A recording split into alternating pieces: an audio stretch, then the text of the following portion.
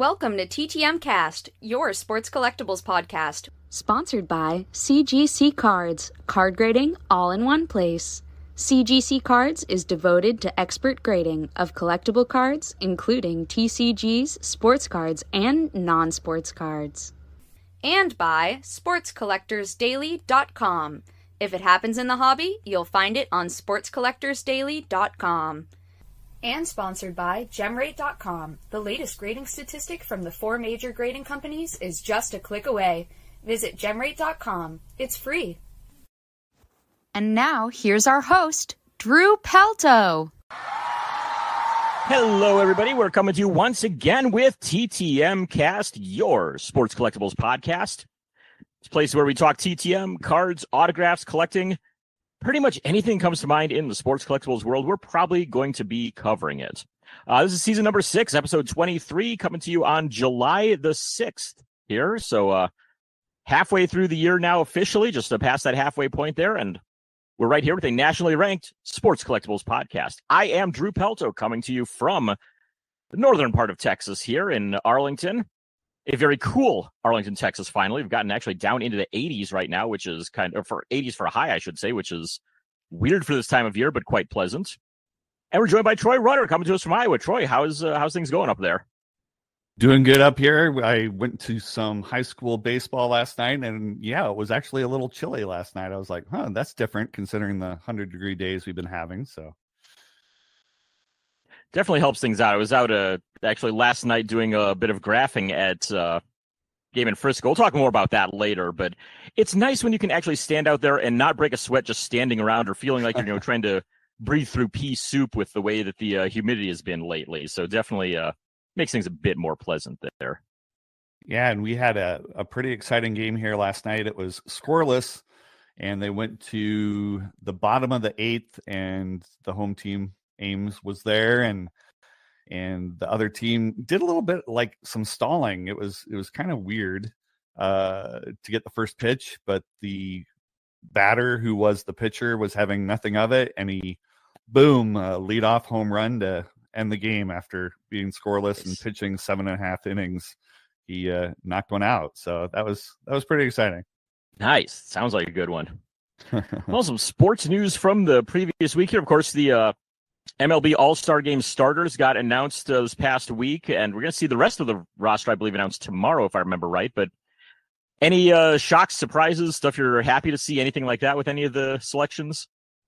No, I've been kind of out of it with the July with the holiday, so I haven't really paid that much attention except for what I was going to put for my stamp of approval later.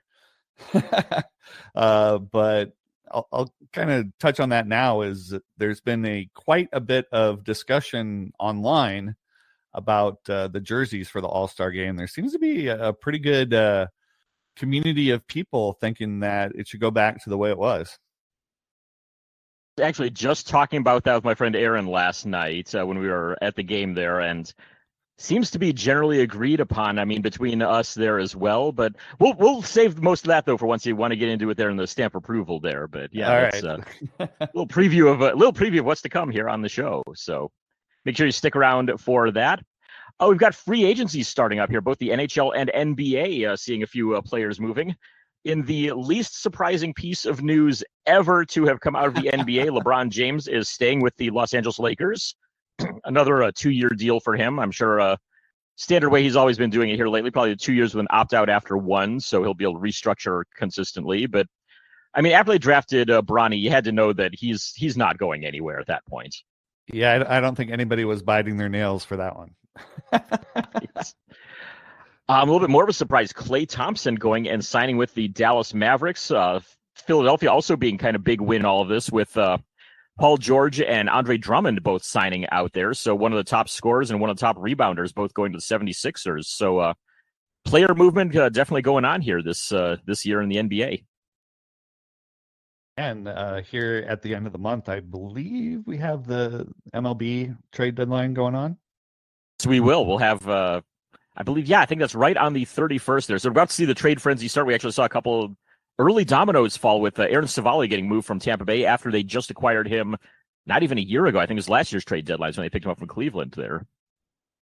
yeah, it's going to play some havoc with my 2023 Tops project, but Yeah, we'll see what happens. I was Aaron was saying something about that too. That I mean, every 4 years we do our big trip to the National, and the problem is the trading deadline happens right in the middle of that. So if you prepare for games August 5th back on like July 5th, you're not going to see anywhere close to the same roster by the time you get to that game there. So yep, that's fun and havoc at the same time. NHL deadline or NHL free agency, Vladimir Tarasenko, probably the biggest name that's signed so far, has gone to Detroit. Actually, I stand correct, second biggest name, because Steven Stamkos is probably the biggest name out of them. He and Jonathan Marchessault both going to Nashville, so big names on the move there in the NHL this season as well. We'll take a look here. What's been going on for our weeks in collectibles, basically. I just mentioned it before. I got Arkansas playing at Frisco last night, and Arkansas, surprisingly good signers. I'd heard some kind of rough things about them, but I was able to get, both their top prospects, Cole Young and Harry Ford, were there and signed one per each time they came through. So you're not going to get a lot of them, but they're gettable at least. Others like Brock Rodden, Caden Polkovich, Victor Labrada, Ben Williamson, Lolo Sanchez, Alberto Rodriguez, and Ben Ramirez, all very good signers. So if you're going for Arkansas, you should have some pretty decent luck there with them, as we did here. I also hit up the Dallas Card Show, picked up a few cards I'll be mailing off here soon. A couple of rookie cards, actually. I finally got a hold of a Jim Palmer rookie card that was both looked decent and was in my price range. So when I saw it there, I'm like, all right, we'll go ahead and snap that one up. So I think it's $25 I got it for. The centering is nice on it. There's a little bit of a stain down in the corner. The corner is not exactly the greatest on it, but for me, it's all about if it has good centering, I can deal with some rough corners there. So went for that on the Palmer.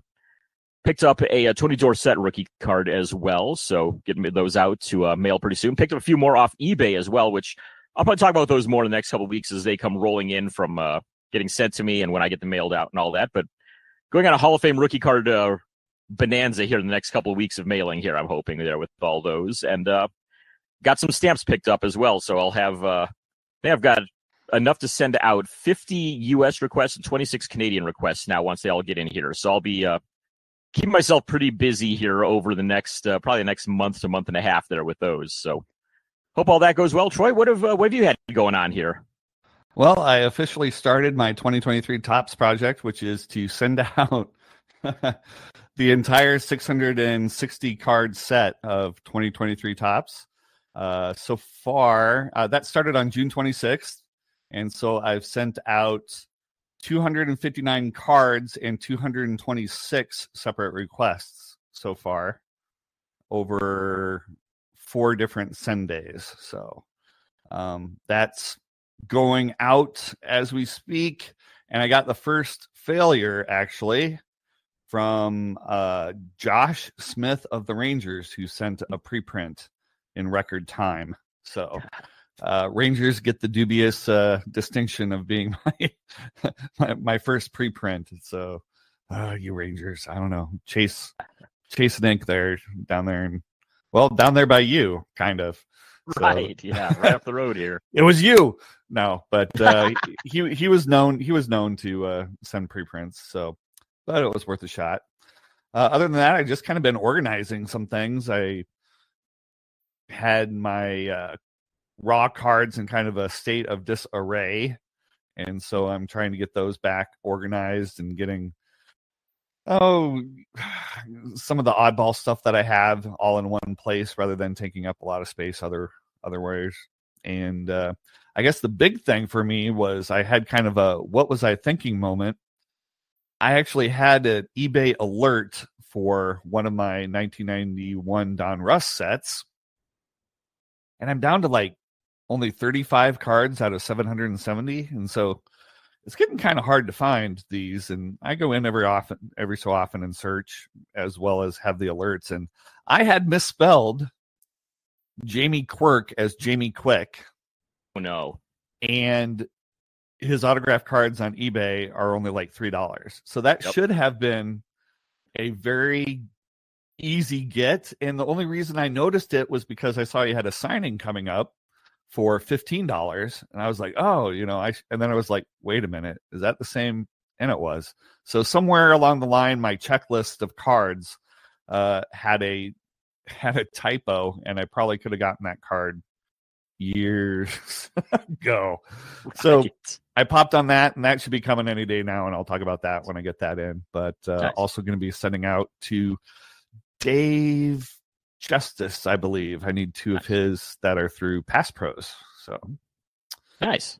yeah, so getting harder and harder. But to be fair, I did the same thing with a typo / misclick this week, and I just discovered it about 10 minutes before we went on here with the show.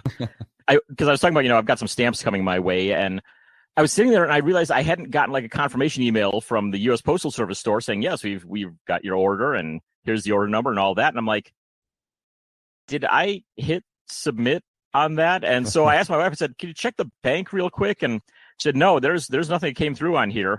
I went and clicked back in, and yeah, it's all sitting there in the shopping cart. I forgot to hit submit on the order, so it was still sitting there, but I at least was able to get them ordered up there. So it's like I feel your pain this week on the misclicks and typos there for sure. Oh man. And it sounds like I'm sending a lot to the Blue Jays, and you must be sending up to your hockey cards up there, right? Yeah, I'm gonna get Okay. like I said, I got about 26 I can send out to Canada there. So yeah, not sure. I've got a whole box of Canadian TTMers, so I'll probably go through and kind of randomly select those ones, and not sure who the U.S. ones are going to go to yet, but I've got a whole box as well of U.S. signers too. So I'm sure it's going to be a very hockey crazy month here, just for the hell of it. So nice. Yeah.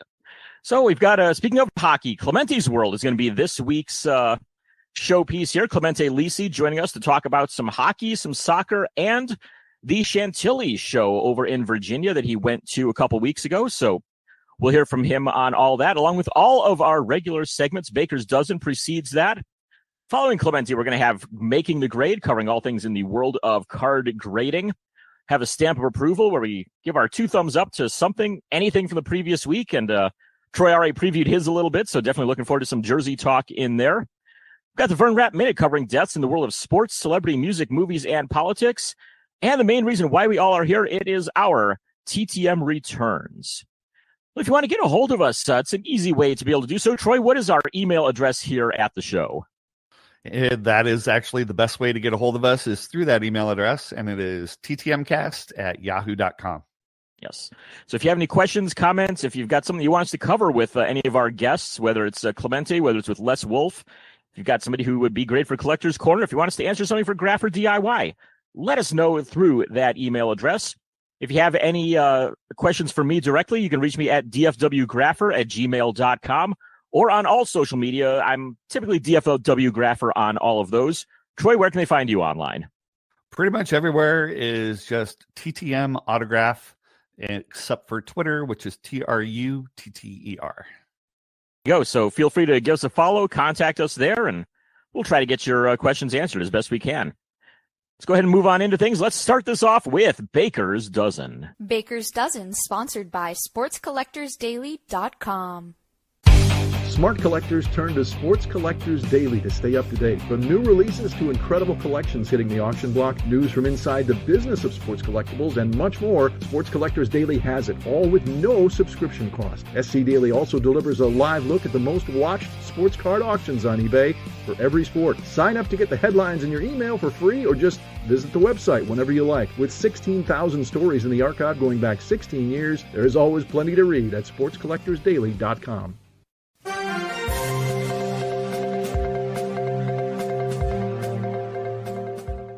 Baker's Dozen is a news summary of all things around the world of collectibles. Trying to cover everything that we can that's been going on around here throughout the previous week or so. We want to remind you, 5-Star Dynasty, still selling their sets. Go and check them out at 5stardynasty.com and on Instagram at 5-Star Dynasty Game. You let them, if you make a purchase of one of their sets, let them know on Instagram that you're a TTM Cast listener and bought one, and they might have a little extra bonus for you to throw in on there as well. Want to remind you as well of my weekly articles on Sports Collectors Daily. You check those out, sportscollectorsdaily.com. I actually had a question from a listener about those.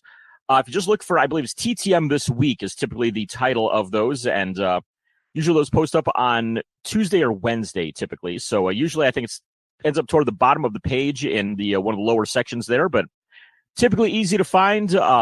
Brian, I'll send you a link directly to those here as there's actually an error in this most recent one that I'll talk to Rich about getting corrected up as well. But yeah, we'll fairly easy to find on there typically. But yeah, I'll link those directly to you there, Brian, if you're listening to this one. So there you go.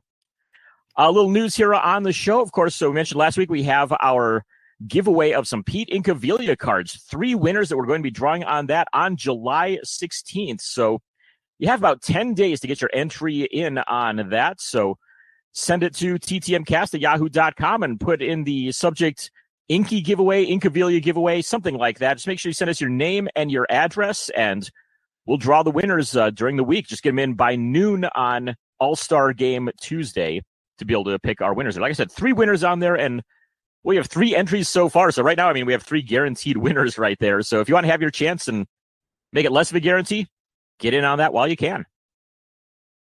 Yeah, and Drew's been kind of teasing this for the last couple of weeks, but the TTMcast store is officially open.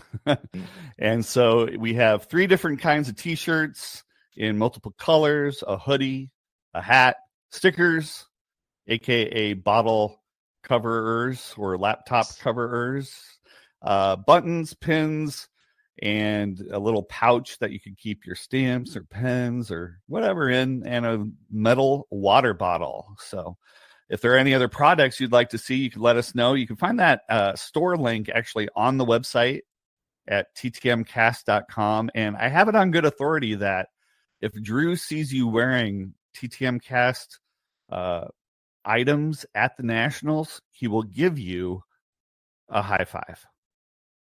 Absolutely. I won't be at this year's National, but if you wear one to 2026, or if you wear one out to a game that I'm at, I will give you at least a high five, and who knows, maybe something else, but at least a high five for sure.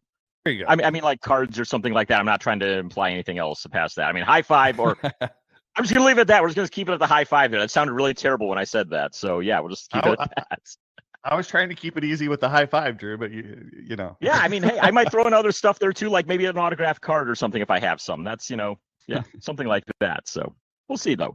Yeah. I did just order up the metal water bottle for myself, though, at least. So we'll see how that turns out. And yeah, definitely. I'm always good for a nice ball cap, too. So I might check that out. Yes, exactly. Yeah. Well, some hobby news. The Cleveland Charities are going to be the big winners at this year's National. The Cleveland Food Bank, City Mission, and the Greater Cleveland Sports Commission will be the beneficiaries of the proceeds of the NSCC Pristine Auctions charity auction at the show coming up later on this month. Among the items up for bids in that auction, a Mickey Mantle autograph ball, also a PSA 5 1948 Babe Ruth card, and some art from James Fiorentino and Murray Henderson. Bidding will be open July 20th through the 27th. You can get info on that at pristineauction.com. And if you are buying cards on eBay, you might find that 5 sports card sellers were listed among eBay's top 25 sellers worldwide last month. So the hobby is definitely alive and well. And if you bought anything from DC Sports 87, COMC, I mean, who hasn't there?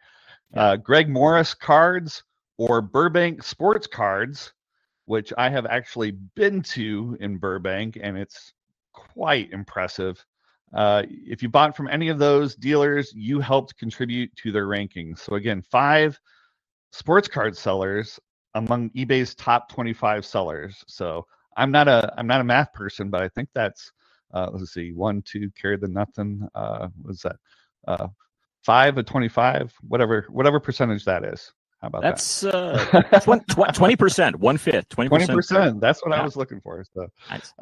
And 3 other card sellers were in the worldwide top 50s. Definitely being represented in the top 25 sellers there.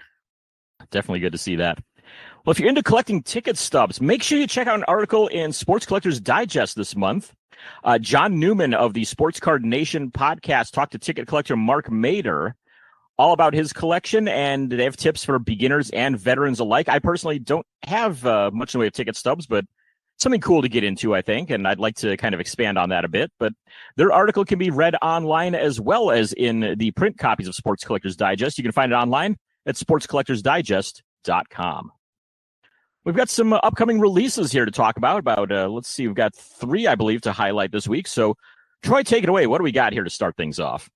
Well, we have the 23-24 Donruss Optic Fast Break Basketball. So that will be released on July 10th, just coming up here pretty soon. They will have 9 cards per pack and 10 packs per box. And with that, you get 1 auto and 18 inserts or parallels per box there. And the pre-sale price for the 2023-24 Donruss Optic Fast Break is $350. Soccer collector, we've got the Select English Premier League set coming out also on June 10th for the 2023-24 season. In there, you can see 5 cards per pack and 12 packs per box. Get a 3 autograph or memorabilia cards along with 7 inserts and 14 parallels per box.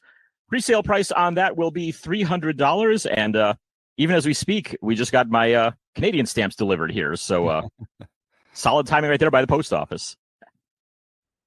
And we have the 2023 Panini Contenders Football also coming out on July 10th. With that, there are 8 cards per pack and 6 packs per box.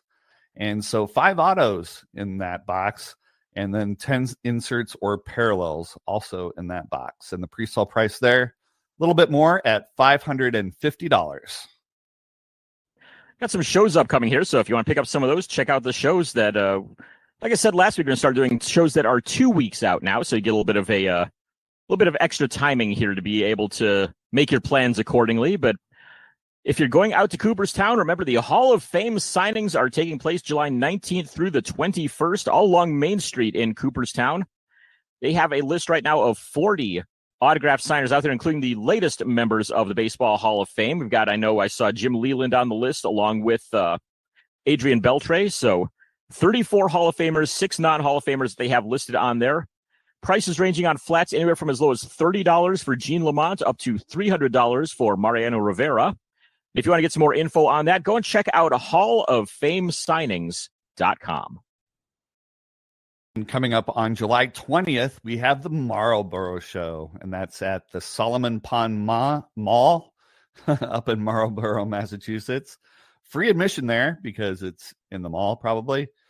65 tables, which seems like quite a bit, and 4 signers. So we have Reggie Lemuelin, Ken Hodge, Ken Linsman, and Lenny DiNardo. So prices there range from free to about $10, $11, $12 there. So pretty good deal there for the 4 signers. And that is brought to you by cardboardpromotions.com. Good friend of the podcast. We mention them a lot. Again, that is July 20th in Marlboro, Massachusetts. You're more toward the middle of the country. You've got the Midwest Collectors Fest going on July 20th. It's going to be held at Countryside Banquets in Countryside, Illinois. $2 admission charge on that. Pretty good size show here. 150 tables that they're going to have out there. Signers that they'll have there, Willie Harris, formerly of the White Sox, $25 fee on him. And former Chicago Bull Judd Bushler will be there as well for $35. MidwestSportsBuffet.com is the site to find out more info on the Midwest Collectors Fest. And for collectors in Iowa and Nebraska area, we have the Council Bluffs Show, July 19th through the 21st at a place I know very well, the Mid-America Center there in Council Bluffs. 250 tables with a $5 admission. There are 9 signers, including 3 Heisman winners from Nebraska. You can find out more about who's signing at gas-shows.com.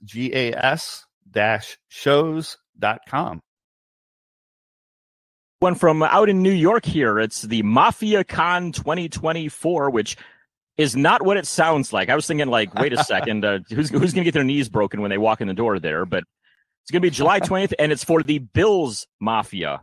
Any Buffalo Bills fans out there, this one's for you. So this one's held at the Western New York Heroes Events Center, July 20th.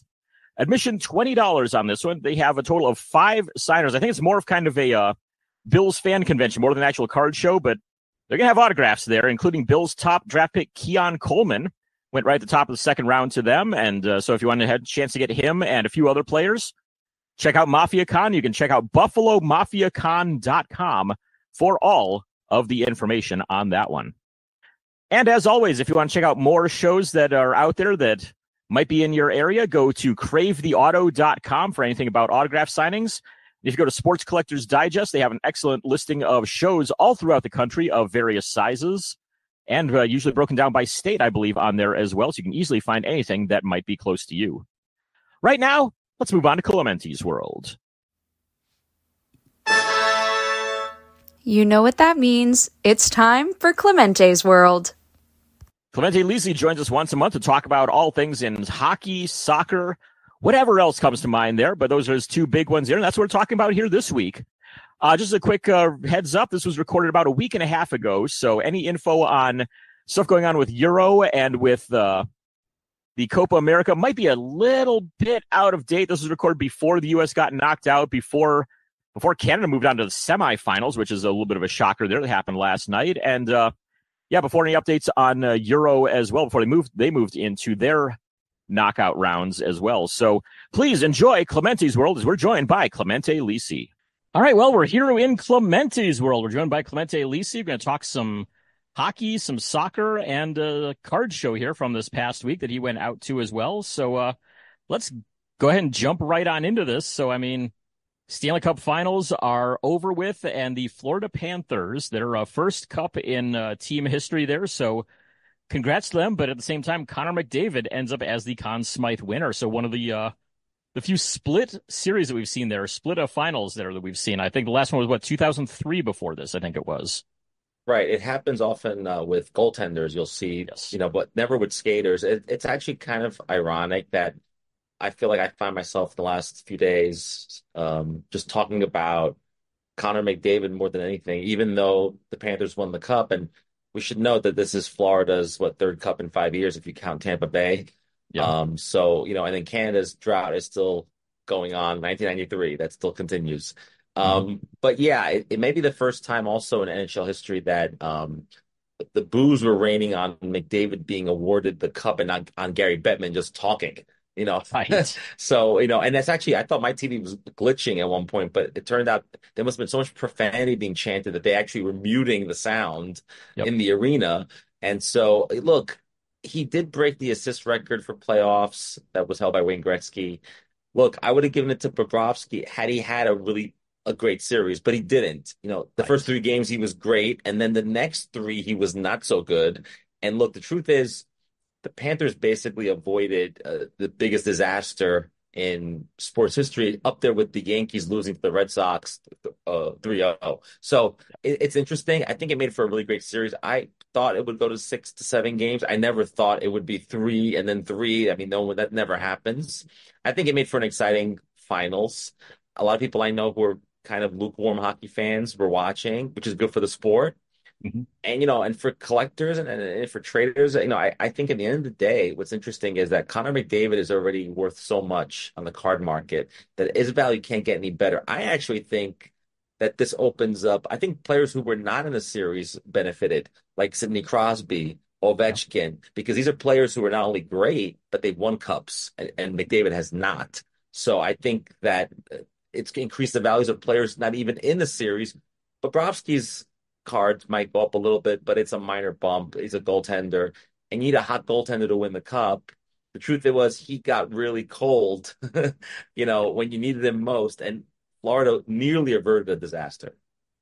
Yeah, when it comes to Bobrovsky, Florida was definitely much more partial to that Jekyll fellow and did not invite that Hyde guy from games Right. 4, 5, and 6 to the party there. But Absolutely. yeah, I mean, I think after 2 games, maybe even 3 games, he seemed to be the clear runaway for the Conn Smythe. And so once McDavid, was able to get the Oilers back into things, there was nobody that really seemed to stand out for Florida. So it's like, Right.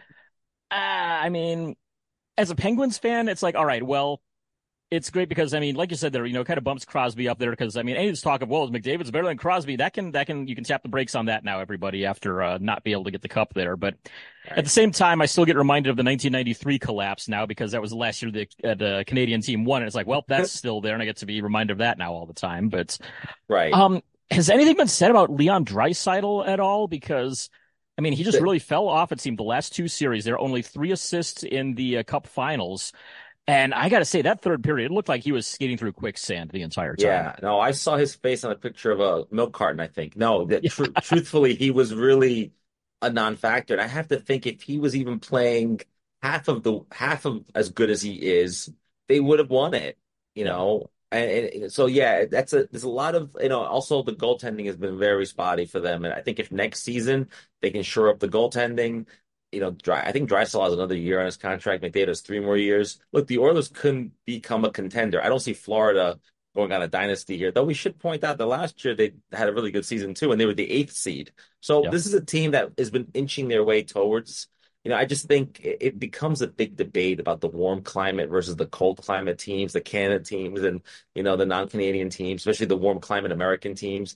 All the conspiracy theories about it. We all know them. It makes for a fun talking point, but in the end of the day, I agree.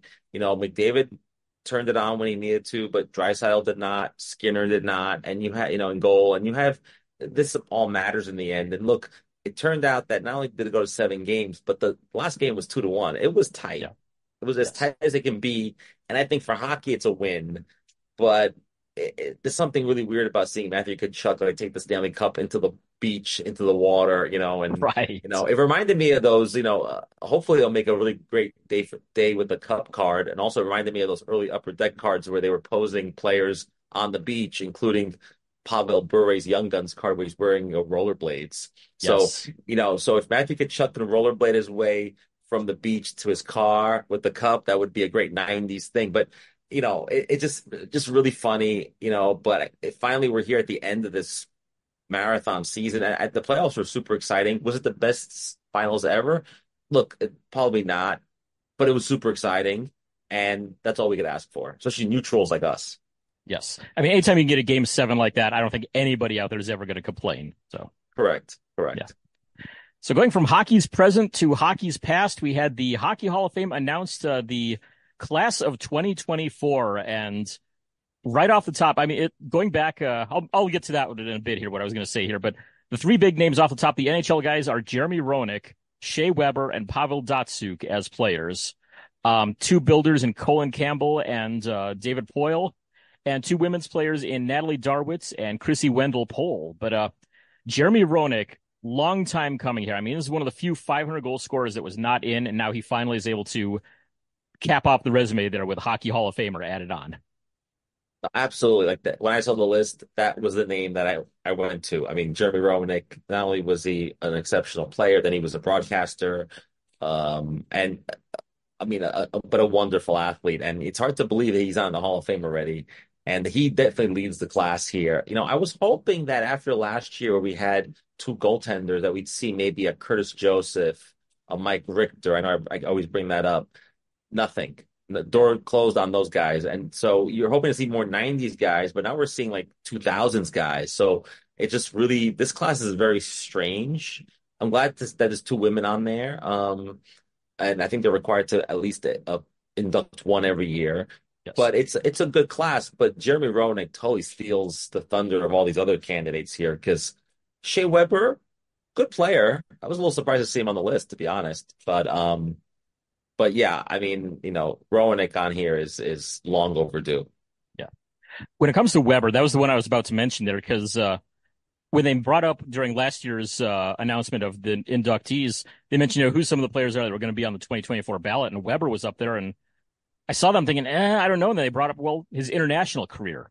When you take that into effect there, when you take that into account, that really adds on to it there. And I mentioned it to a friend of mine, Lee, who's co-hosted the show here before. I said, I don't know. I think Weber could get in. I mean, and he's like, well, I didn't think so until you mentioned the international stuff there. And he said, well, if Kevin Lowe can get in, I guess Shea Weber can too. And first ballot, Shea Weber ends up in. So a bit of a surprise there, but at the same time, I kind of accidentally called it last year, I guess. And we should point out that this is not the NHL Hall of Fame; it's the International Ice Hockey Hall of Fame. And then that's why Dansyuk is on there because he won the Olympics. He was at the World Championships. He won gold with Russia, in addition to being a two-time Stanley Cup champion. So when you have the Stanley Cup on your resume and a gold medal from the Olympics on there, it's like a no-brainer. So to some people that might be scratching their heads going, why is this guy on here? It's like, well, those two Weber included, are on there for their international experience, and that's fine. I mean, that when you understand that part of it, it makes sense. And that way, the Hockey Hall of Fame is a much wider net. It's more international that way, more like soccer would be. And so I like that it brings in athletes that don't only have NHL experience. But interesting class. It's always fun this time of year to see who's going to be in the Hall of Fame. And then it's obviously culminates in November when they have the Expo, and then the Hall of Fame weekend is all in the same week. So Toronto is the place to be in early November. That's where you want to be in terms of hockey fandom. A little surprising. Pavel Datsuk's fellow countryman, Alexander Mogilny, snubbed once again. I can't explain this at all. I mean, this is a guy who, to me, I mean, he came just short of 500 goals, just barely. Right. Barely. But I mean, he's another guy who's, had some decent international play there, if I remember right. But he was the first player to defect from the Soviet Union to come over to the U.S. there and kind of open the floodgates there. So it just seems to me like, I mean, he's kind of getting unfairly ignored a little bit in my mind, at least. Yeah, it's hard to know whether or not. I mean, I know that he's still associated with the Continental Hockey League. It's hard to know if this is a political decision because of sanctions with Russia. I don't know if that's the reason, or just like I said, I just named two players earlier, Joseph and Richter. There's lots of players that we can just throw on there and say, hey, but I think even just being the first players to defect and then have a really great NHL career, I mean, that alone would get you in there. Now he's 55 years old, so he can still get in. The Hockey Hall of Fame is really, really, I don't know how. There's no rhyme or reason. At least with the baseball one, we kind of know they're on this ballot, then they're on here for 5 years, and then they get off and they go on the Veterans Committee. The hockey stuff is all done sort of behind the curtain. We don't really know what goes on. And Lanny McDonald is basically the big Hockey Hall of Fame guru, former Calgary Flames legend. But they've never really been open about like the process, and players just kind of like shrug. I mean, I don't want to mention Roenick again, but Roenick did get into some trouble a few years back as a broadcaster on the Spit Chicklets podcast, and I'm kind of surprised that he's been basically banished from television. So it'll be interesting to see him back in the spotlight, at least temporarily, because it basically killed his broadcasting career. And so be curious to see him sort of kind of resurrected again, but we'll see what happens in November. He could have been the U.S. version of Don Cherry, and Yes. kind of accidentally was in a way there, I guess, getting banished. Well, yeah, exactly. Another fallen hero. Yeah, Don Cherry also banned, but Don Cherry was also much older. Right. And but you're right. Maybe bad example. No, but he fell right. He walked right into his footsteps. No, but yeah, I mean, we live in a world where you have to really be careful what you say. And the Spit and Chicklets podcast with Bissonnette is a little bit more kind of put your hair down. But it's still public speaking. You still have to be careful. You can't say whatever you think.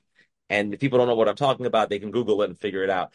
But I'd be curious to see if that comes up at all in the next few weeks and then months, because there's a big lead up to the inductions. But on the ice, totally deserved.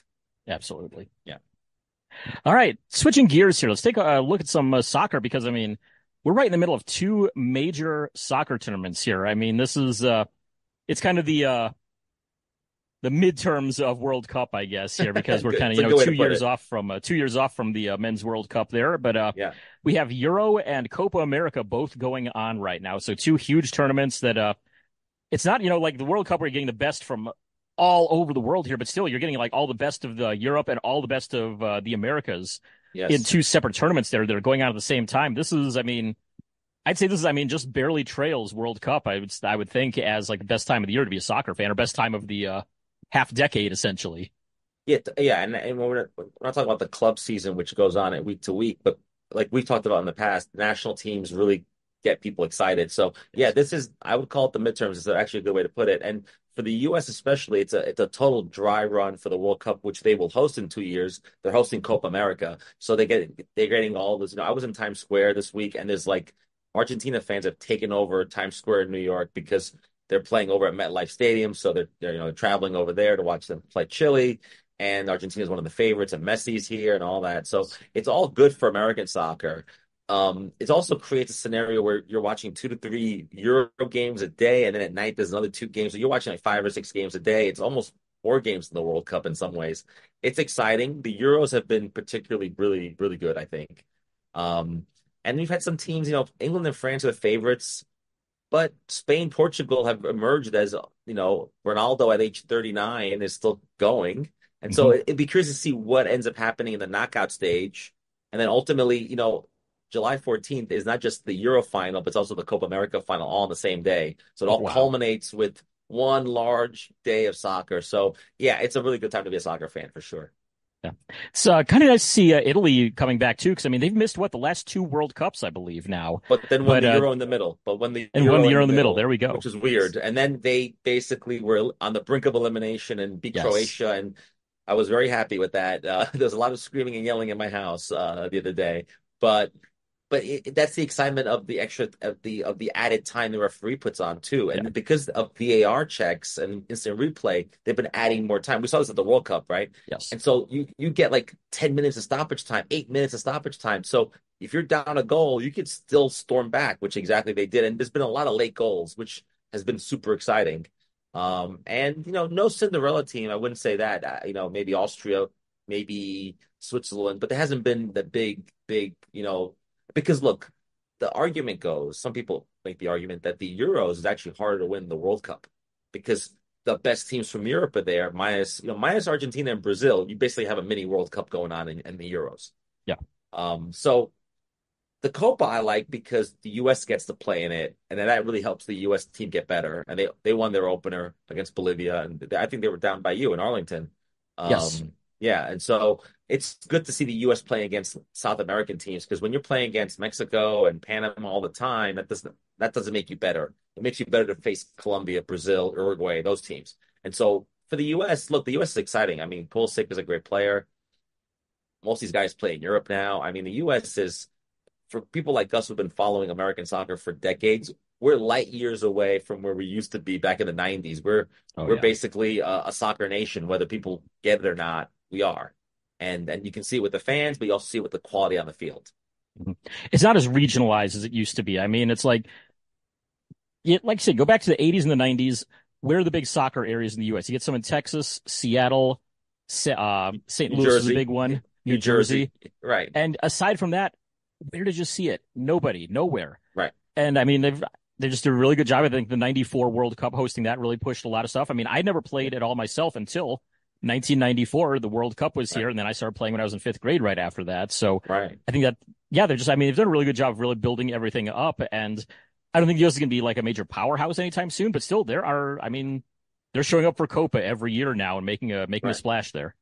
Yeah, absolutely. Yeah, and the U.S. has been making the World Cup. They only missed one, 2018, but otherwise they've been in every World Cup since 1990, which is a good sign. And also, like I said, the players are in Europe now, and like not to jump to the next topic, but like you see more soccer cards at shows, which tells me that there's interest in soccer as a collectible, which you did not see 30 years ago.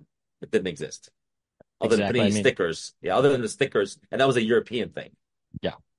I mean, 1992 score Serie A is the only set that I can think of, and my God, the collation on that was horrifying. So, By the way, so I was in Chantilly this past weekend for the June yes, show, and I actually saw a table that had one of those packs on there for $1. I bought it. I had to buy it. nice. Yeah, And I opened it and I got nobody really great, but I wish they had more because it was just fun to go back to 1992, which is a much maligned soccer set, but some people are kind of rediscovering it now. We talked about that a little hmm bit. And when I saw it, I thought of you because you're the only other person who's ever mentioned it to me. No one's ever, people don't even know this thing exists, I think. right. It's like, was that real? It's like, no, Google it or it's on eBay. Like, it exists. It's a thing. And you can find some really interesting players on there, including Jurgen Klinsmann with the Inter Milan, Yes. Marco van Basten with the AC Milan. It was post Diego Maradona, 92, but a lot of really fun 90s haircuts and, hmm still a lot of mullets going on and, and a lot of tight shorts. But it's funny because now, Donruss soccer is big and so sometimes you got to do, the Europeans weren't ready for cards. They were a sticker group. Now the Americans have taught the Europeans that cards is the way to go. And so the card hobby it's gotten much, much better and bigger. Well, perfect way to make a transition here right into talk about the Chantilly show. You mentioned you were out there as well. Kind of Yeah. a bit of a national preview there as we were talking in the Yes. pre-show prep here, but how'd things look out there? How was what was everything looking like basically there? Yeah, so what's hot, what's not? So Yes. what's not hot is that, well, what was hot was it was 99 degrees, so it was very Ooh. hot. So people, it was a good place to be indoors, and the air conditioning was working, so that was great. But it was cl clearly sparse, and I think it's because up the national, people tend to, if you're going to go to the national, you're not going to go to a big regional show and spend hundreds of dollars when you want to spend at the national. So these shows that are happening in June, I wonder if that's smart, but I understand they're on a schedule, so I get it. So it was not as crowded. Some dealers told me they were not making the money they thought they were going to make. Okay, so that was one. Number two, I think the Shohei Ohtani scandal is behind him because there were a lot of cards and they were going for a lot of money, and that was so Ohtani is back up. Who I saw was down was Bedard. Few people had his cards. Nobody was looking to sell them. It was almost like he was an afterthought, and I wonder if it's because he hasn't been playing for a while because the team didn't make the playoffs, and there were a lot of McDavid cards because I think people were like, "Hey, McDavid, he's in the finals." So hockey in the summer, even though the playoffs are happening, is a little bit out of mind. So Bedard definitely down. I did notice that you mentioned a few weeks back that his grading numbers are also going down. So people are not grading like in the numbers. It'd be curious to see at the national whether or not there's a huge glut of, again, the young guns craze. I was at the Chicago Sports Spectacular back in March. The card was only 2 or 3 weeks old. Oh boy, it was on fire. And it was, for hockey fans like us and hockey collectors, it was quite annoying because people who had clearly no idea what was going on in the hockey hobby were dipping in. Now, having said that, the card was still going for $700, $800 when it's cheaper on eBay. It's down to like $250 now. And I think it's going to go up and down. He might win Rookie of the Year. It goes back up.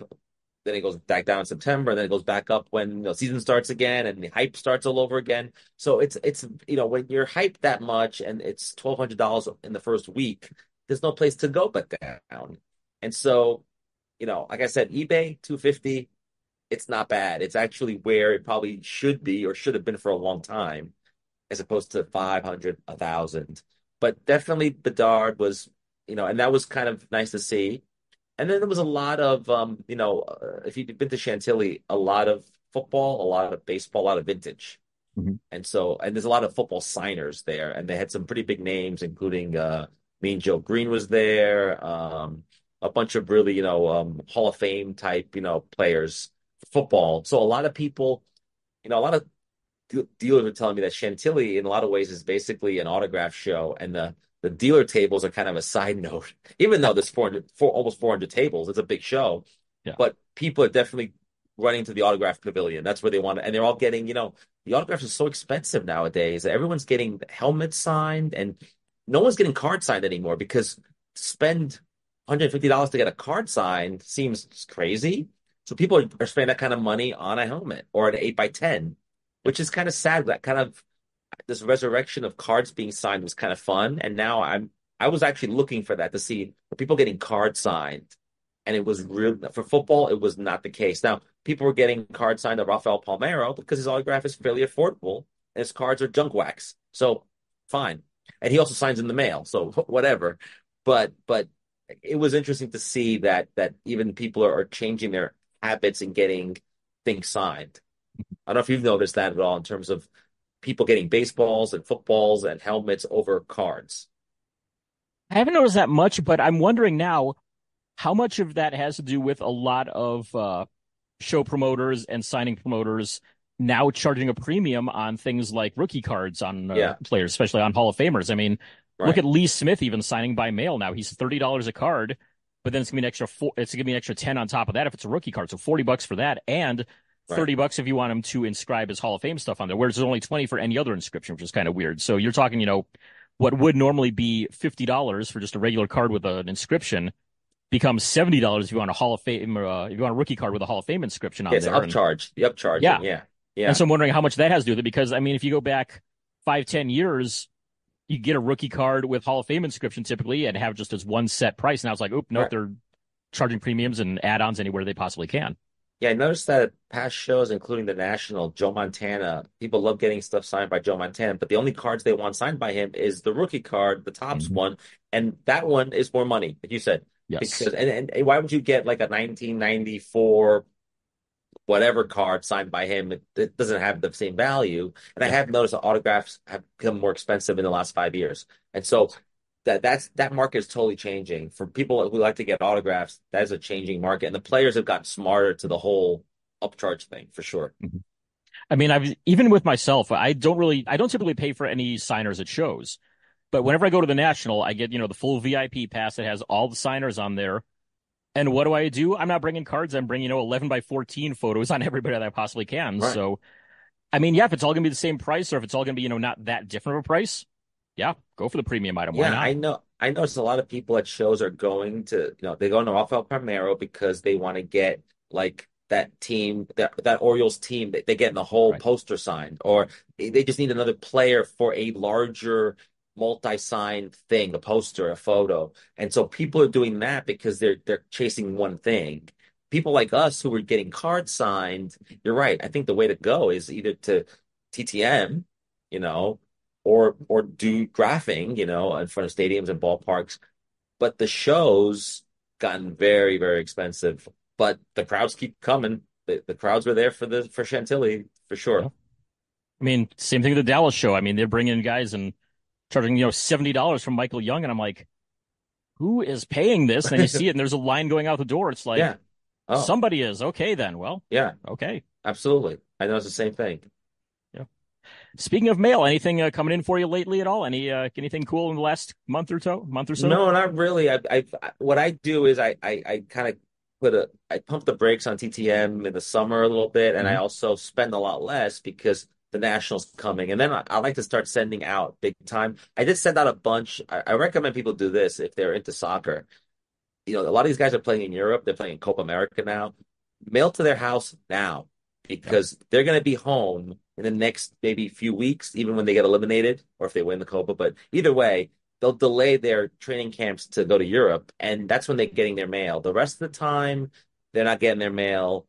It's going to their parents' house, it's going to their house in the US. No one's looking at it. If you mail to the clubs in Europe, you're not going to get your card signed. Your card will never come back. What you'll get, though, is you'll get these really kind of cool postcards that teams put together. Often those cards have facsimile autographs, not exciting. Sometimes they'll have real autographs. And if you want to send to the clubs, just write a note saying, I'm a big fan of Christian Pulisic. You go to AC Milan, and they may send you a postcard that's signed, especially if it's early in the season. Once they run out of those cards, then they'll just send you a regular postcard. So if that's what, if soccer is your play, there's a very tight window, which is right now. And then, for all the other stuff, like we talk about retired hockey guys, that you can mail anytime and they're usually pretty good. But I'm on summer break from TTMs and I'm going to jump back up in September, which is what I normally do. And then, let's not forget that we have Copa, we have Euros, but then we'll have the Olympics. Yes. And that's always fun too, because if there's always a standout Olympian, there's always an old card to go back. And I know this is your thing too. Yep. To mail to Olympians, they're often very good. I got Bonnie Blair's recently, and it took 6 months, but I got her recently, and so part of me is like, let me go back in my memory and figure out. And thankfully, Alan and Ginter has made many, many cards of Olympians over the years, and they're the best to get signed anyway. And so Olympians are usually pretty good, especially retired ones. Hmm. The current ones, it's hit miss, but they tend to be good too because they're in sports that are not super popular, and they're just happy to get the attention, which is they know is very temporary, and then it kind of goes away. Yeah. But otherwise, that's what I'm doing. But otherwise, spend the next couple of weeks trying to enjoy all these soccer games, and then before you know it, we're back talking about preseason hockey and preseason basketball, and baseball will go on, and there's football coming. I mean, it'll be busy. So this is a nice little break, but I'll be at the National, so I want to mention that on the show. And so I'll be there for the first couple of days. So if anyone's there, they want to meet up. I was in Chantilly, and I was talking to somebody, and somebody was said, "Hey, I know that guy. He's on Puck Junk."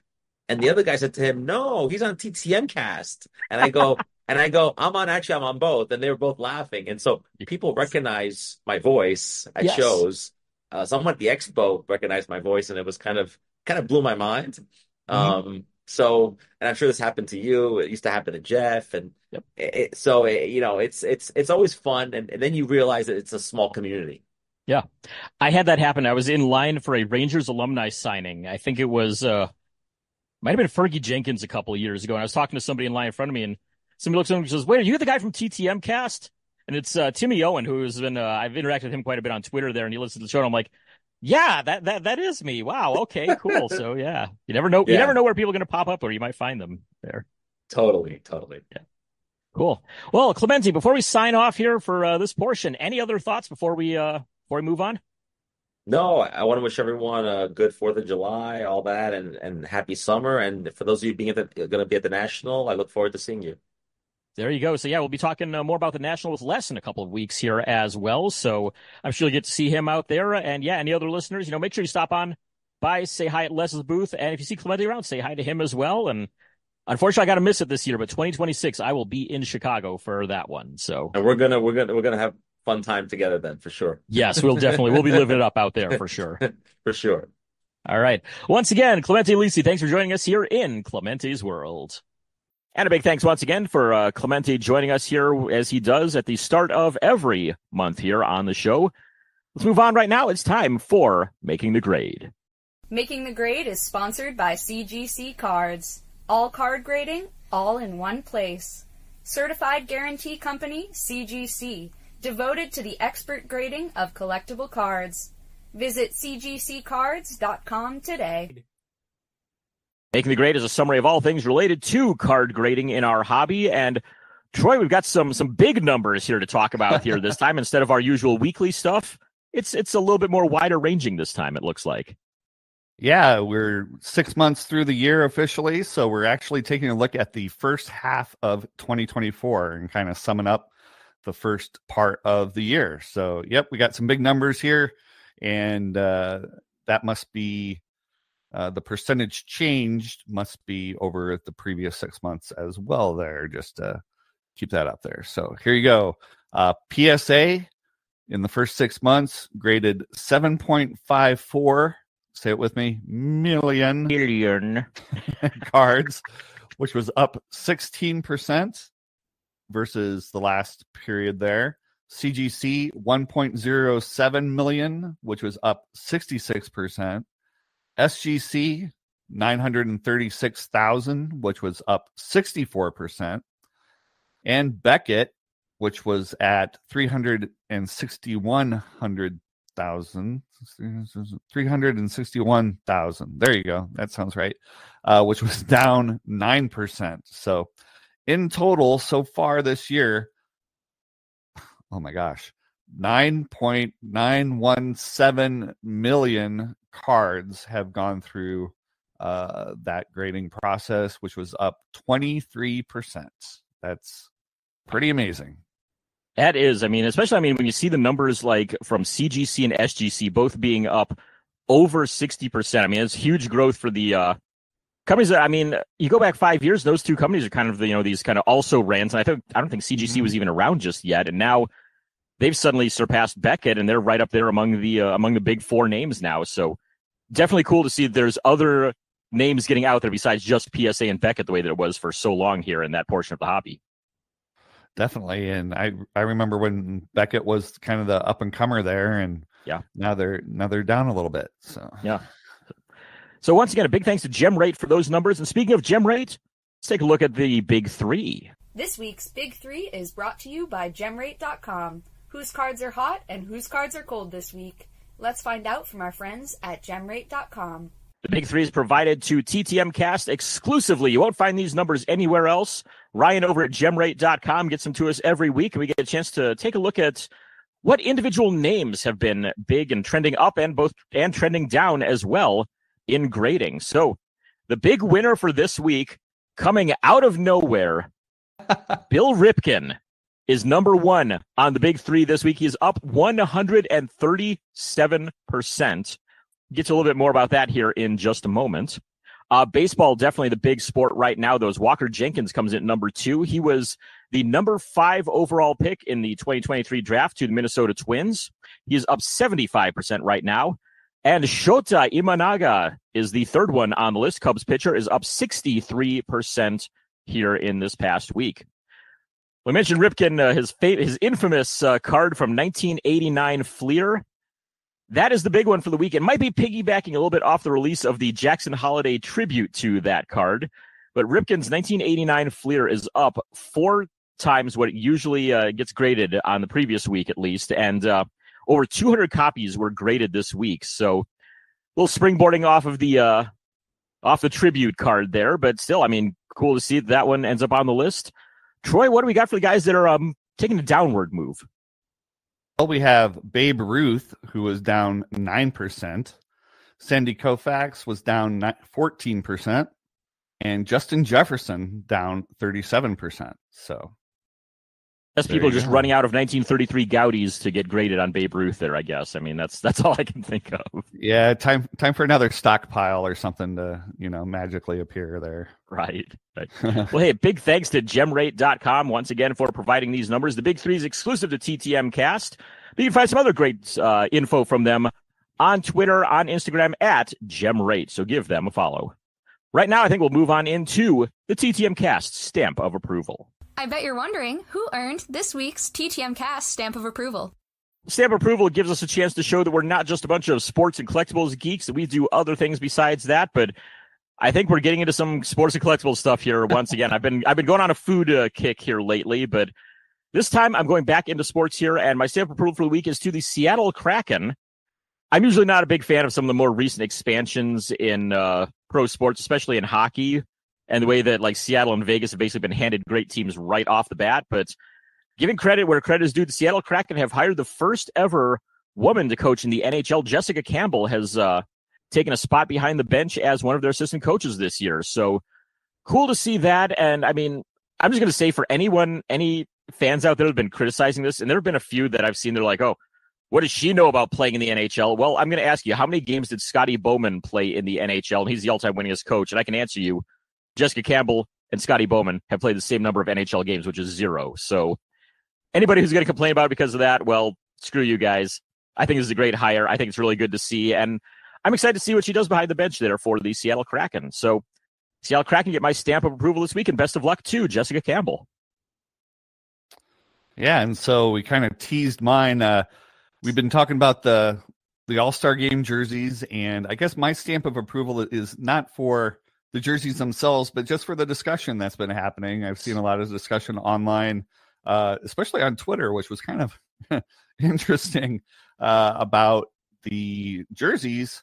A lot of people seem to be bringing up that they want to go back to the players actually having their regular season jerseys on rather than the All-Star Game jerseys. And I have to agree. When I think of the All-Star Game, I think of the seeing everybody out there in their regular jerseys. What about you, Drew? Definitely do too. It's that's what I grew up on for the longest time, and it was kind of what separated baseball's All-Star Game from the rest of them, because you look at like the Pro Bowl in the NFL, they wear special jerseys for that. You look at the All-Star Game in the NHL, they all have special jerseys for that. The basketball All-Star Game, they all have special ones for that. Baseball, they didn't change it up at all. And well, it also kind of resulted in a bit of a funny moment in, I think it was the 85 game or somewhere like that, when Lou Whitaker forgot to bring his jersey and had to go and buy one from a souvenir stand and write his number 1 on the back of it with a black Sharpie or something like that. So, yeah, I mean, I think honestly, I'm not a big fan of this year's design for the jerseys. If they had a cool design for the jerseys, I'd be good with it. But this one just looks so generic, and so I'm like, yeah, let's go back to the regular uniforms for it for sure.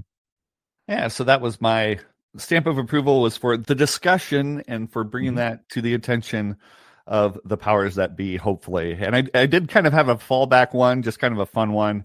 Yeah. And that is, if you've been following world politics and outside of the U.S., you might know that there's a new leader in the United Kingdom, and that has brought up several hilarious posts, again, from the Twitter account of Larry the Cat, the cat that lives at 10 Downing Street. So it's a really funny social media feed, and Larry is having to deal with someone new living there. So it's just kind of I will have to check that out. I mean, I've got 2 cats here myself, so I didn't even know that there's anything about that. So that's I'm definitely going to be giving that a look here at some point this week. Yeah, there are some times when Larry the Cat gets more press than the Prime Minister. So right, it's kind of fun. I mean, how many times do you hear about that? I mean, even in the U.S. too, you get Socks the cat was the big one during the Clinton years, Buddy the dog in the Bush years. So yeah, it's what can I say? We've the first cat or the first dog needs some attention, I think there. So I'm definitely down for that. So there you go. That is the stamp of approval for this week. Next up, let's take a look at the Vern Rapp Minute.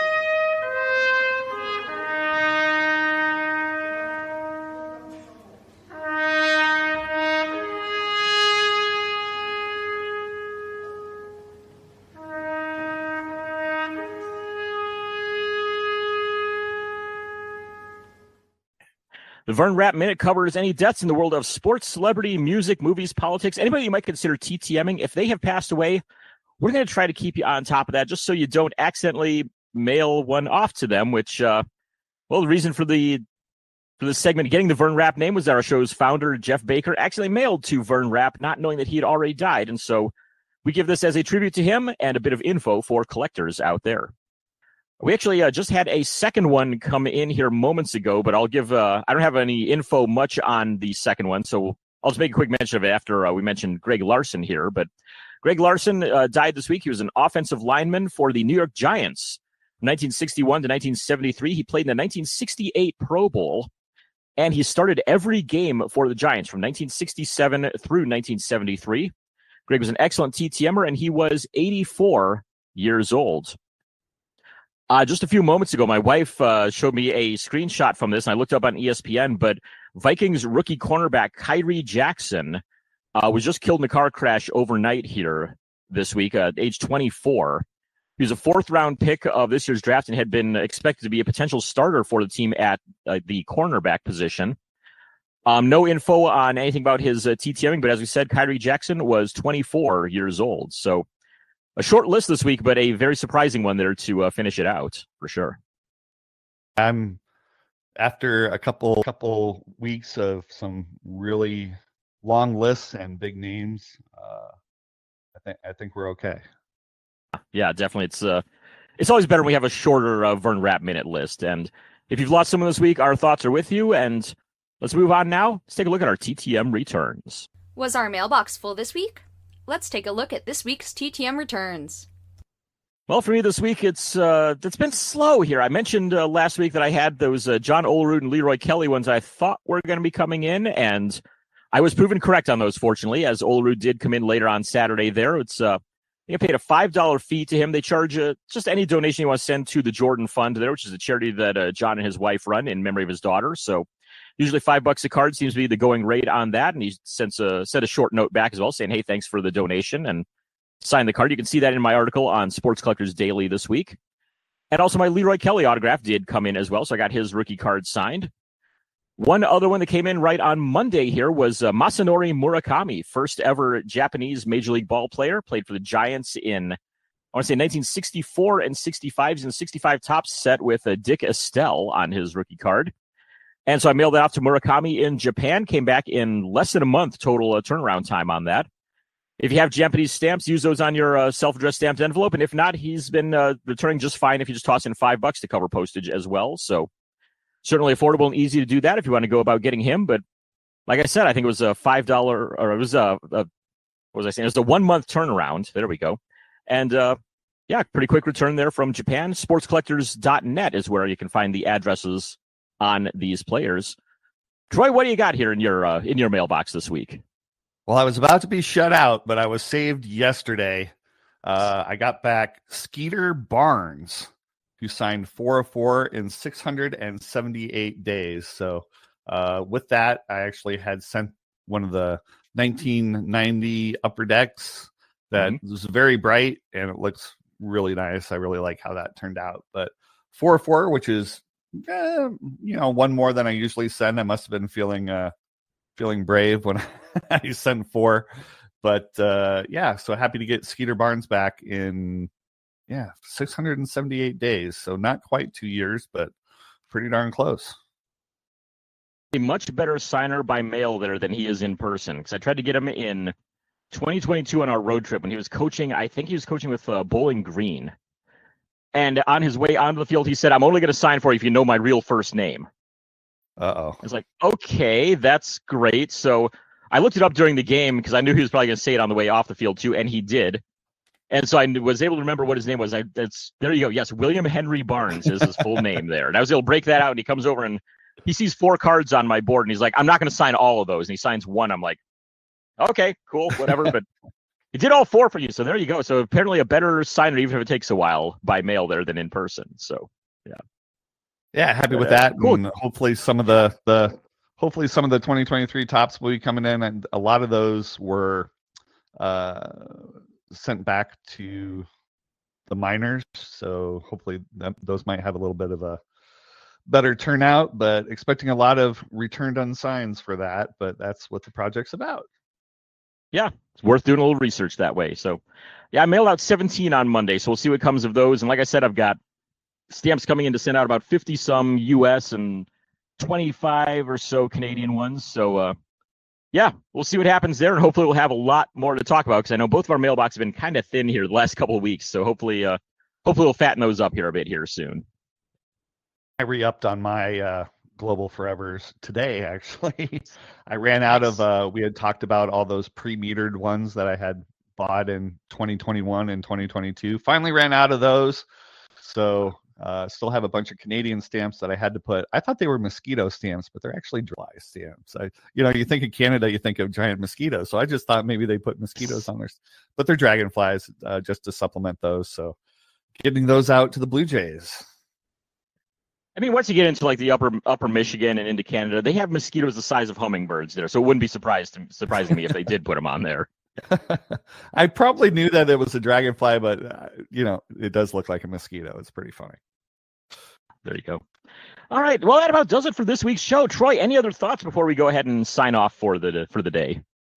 No, just kind of looking forward to next week. It's kind of back to normal for me after a vacation week and then some holiday weeks, and just trying to get back into the swing of things before I think I'm off for 2 weeks going to Colorado the last 2 weeks of July, or the last Saturday of July, and then that next Saturday. So I'll be gone those Saturdays from the podcast. All right.